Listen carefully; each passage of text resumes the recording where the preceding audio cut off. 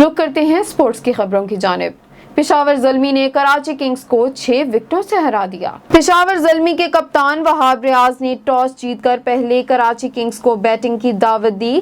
Karachi Kings match की इब्तिदा से ही मुश्किलात का शिकार रही और सिर्फ 12 के स्कोर पर ही इसके 3 खिलाड़ी पेविलियन लौट गए। पेशावर ज़ल्मी ने 4 विकेटों के नुकसान पर 109 रन का हदफ बआसानी से 11 ओवर्स में मुकम्मल कर लिया।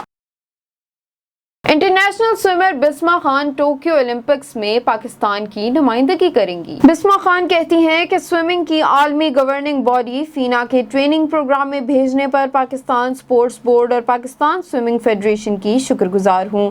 Bisma Khan Asian Games, Commonwealth Games, South Asian Games और इस्लामिक सॉलिडेटरी गेम्स समेत कई बैनुल-अक़वामी मुकाबलों में हिस्सा ले चुकी हैं। PSL के छठे सीजन के 23वें मैच में कोयटा ग्लैडिएटर्स ने लाहौर कलंदर को 18 रन से शिकस्त दे दी। अबू ज़ेबी में खेले गए मैच में लाहौर के कप्तान सुहेल अख्तर ने टॉस जीतकर कोयटा ग्लैडिएटर्स को बैटिंग की दावत दी।